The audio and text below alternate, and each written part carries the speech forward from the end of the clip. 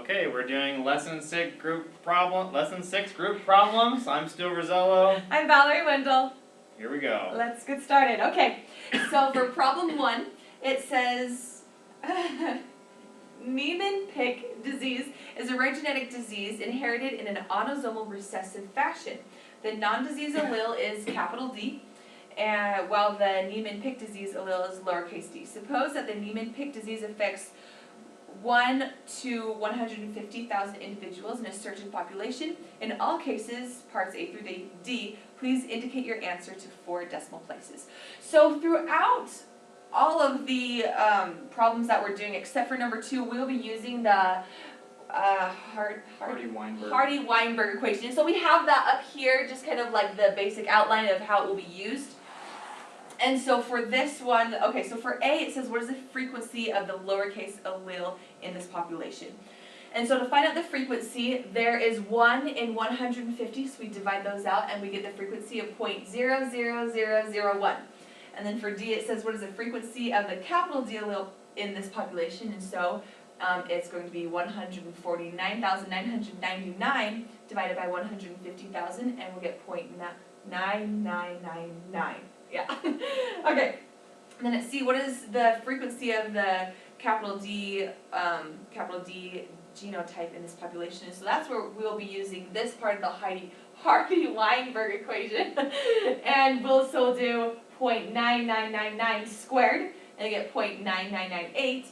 And then it says what is the frequency of the capital D lowercase d genotype in this population? So we'll go to this part of the equation, we'll do 2pq, and so we'll do 2 times 0.9999 times 0.0001, and we'll end up getting 0.00002. I forgot a 0, there's supposed to be another 0 there. Okay, so that's number 1. Okay, so we didn't write number 2 on the board, we're just going to go ahead and read through them. So for 2, the term in the Hardy-Weinberg equation that represents the frequency of the IB allele is Q. So basically, we just take the equation and finding it. This was kind of a little confusing. We thought it might have been a different answer, but I think she just wants us to plug it into the equation and be like, what part of this equation would it represent? So we got Q, and then the part that represents the IAIB genotype is 2PQ. So for genotypes, you're using this one. For the like phenotypes, you're using this frequency, or that part of the equation. The DeGeorge syndrome, for B, we got the allele frequency of P. For C, we got allele frequency for Q. For D, the R term in the Hardy-Weinberg equation. So when you have to do more than just 2 genotypes or phenotypes, then you need to expand it, which is kind of what we've written here for number 5. It actually makes us go into that. But that should be just P plus Q plus R equals 1, P squared plus 2PQ plus 2PR, so on and so forth. So you're just basically adding it, and it shows that in the instructor notes. If you don't know how to do that, that's where I reference it. For E, we got P squared. And then F, the human disease sickle cell anemia, is a result of an SNP. For G, we got monomorphism. For H, we got DEAMS. And for I, we got the MHC gene in humans are highly polymorphic. Okay, so I'll just run through 3 real quick that I had written over here. So this one, Marfan syndrome is an autosomal dominant disorder. For the purposes of this problem, we'll assume that Marfan syndrome affects 1 in 6,000 individuals in the human population. So I just kind of wrote that out to help us here. So the diseased dominant is our P, and the non-diseased little d is our Q. So when we're trying to find the frequency for A of the non-dominant, or little d here, just take 5,999 divided by 6,000, and that will give you 5 decimal places to 0.99983. For B, you're trying to find the frequency of the disease, or capital D, the dominant. You just do 1 divided by 6,000, that's given there, and you'll get to the 5th decimal place 0.00017. For C, it says what's the frequency of heterozygous individuals in the population. So for this part, we're using the 2pq of the Hardy-Weinberg equation. So you just plug that in, since we have just discovered our frequencies for the alleles. And we'll do 2 times the frequency of D times the frequency of little d here, and that will give us 0.00034. And then out of a population of 5 million people, how many heterozygotes are expected? So you just take that, multiply it by 5 million, and you'll get about 1,700 people. Okay. And then for number 3, it says Jeffrey Minton and his... Number 4. Number 4. Jeffrey Minton and his colleagues found 3 genotypes, R squared, R squared, R squared, R cubed, and R cubed, R cubed, at a locus encoding the enzyme peroxidase in ponderosa pine trees growing in Glacier Lake, Colorado. The observed numbers of these genotypes were, and so for R squared, it was 135, R squared, R cubed, it was 44, and R cubed, it was 11. So determine the allele frequency for R squared and R cubed. So we have R squared, and so they gave us 135 for R squared homozygous, so we do 135 over 190, and that will give us 0.711, but that's p squared, so then you have to take the square root of that to get just the R squared, which we'll get 0.843, the allele frequency for that. And so then you'll do the same thing for R cubed, where they gave us 11 for the homozygous R cubed, so you'll do 11 over 190, and we'll get 0.058 for the frequency, but again, that will be R squared, so you'll have to take the square root of that, and then you'll get the frequency of 0.241.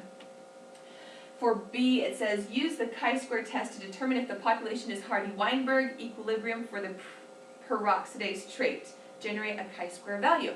So here's what we did. To get the expected values, we took 190, which is the total of all of them, and we times that by the value you get for R squared and for R cubed, and we multiply that to get our expected values. So for 190 times 0.843, we got 160, and 190 times 0.241, we got 46. And so that's for R squared and R cubed. And where we did get a heterozygous number of 44, what you'll do is you'll split that, so 22, and you'll add 22 to 135, and you'll add 22 to 11. And so in that way you'll get, for this side you'll get 157 minus 60 squared all over 160, and then you'll add that to 33 minus 46 squared all over 46, and you'll end up getting 3.7302. And then for C, it says interpret the chi-square value from part B. If the population is not Hardy-Weinberg equilibrium, suggest a reason why. So this is where you go back, I think this was like 2 lessons ago, and we had that chi-square chart. And you had to take the degrees of freedom, and so where we are working with 1 degree of freedom, here we have 2 test samples, and degrees of freedom is n minus 1, so 2 minus 1 is 1. So working with 1 degree of freedom, and if you go along that chart, we are working with like the p-value of 0.05. So if you go on that chart, the p-value for 0.05 is, I did this wrong, 3.841, and where 3.7302, which is what we got, is less than 3.841, we will fail to reject the null because it's less. Okay, so for number 5, we have that kind of on this side of the middle to the bottom over here. So suppose a particular gene that controls coat color in dogs is controlled by these 4 alleles. So you have the CCH, CD, CB, and C. She's giving us the frequencies of each of those, and kind of what we did to prepare for this one was to write the extended Hardy-Weinberg equations out. So we have P plus Q plus R plus S. It doesn't have to be S, but just whatever letter to represent 4, and so on and so forth, equals 1. And then when you write out the other part, you have to do the square of all of them. So we got P squared, Q squared, R squared, plus S squared, plus, and then you have to go into your 2PQ, 2PR, and the way to do that, the easiest way is just to kind of FOIL out your combinations here. So you got PQ, PR, PS. And you go to the next one, you got QR, QS, and you got RS. And so you should have 6, 2P, whatever's, so on and so forth. Okay, so for A, what's the frequency of the CCH, CCH, CBC, and CC genotypes in this population? So once you have those written out, it's really easy to just reference it, and you just zoom right through it, and it's a little complication, it makes it really easy. So just basically plugging in your CHCH is your P squared, which is 0.37, it's given, and it gives you 0.137. For CBC, you got, that's 2RS plugged in, and so you just multiply that 2 by 0.25 times 0.15, you get 0.075. For CC, it's just S squared, you got 0.15 squared, should be 0.0225. For B, it's saying among the population of 2,000 dogs, how many would you expect to have the pale gray phenotype yet be heterozygous? So this one is it falls into the 2RS, and since it is on the more recessive side, that's the only combination that will give you that heterozygous phenotype. So when you plug that in, you just multiply your 2RS. I didn't do all the math here, but you just plug it in times 2,000. So you should get about 150 dogs for that one. And then for C, among the population of 5,000 dogs, how many would you expect to have the white coat and dark eyes phenotype yet be heterozygous? So for this one, you actually have 2 options for heterozygous. So we did adding them together because it's or, it can be this or that. So you just sum it, and once you plug that in, you got the 2QR part plus your 2QS times 5,000, so you should get about 920 dogs on that.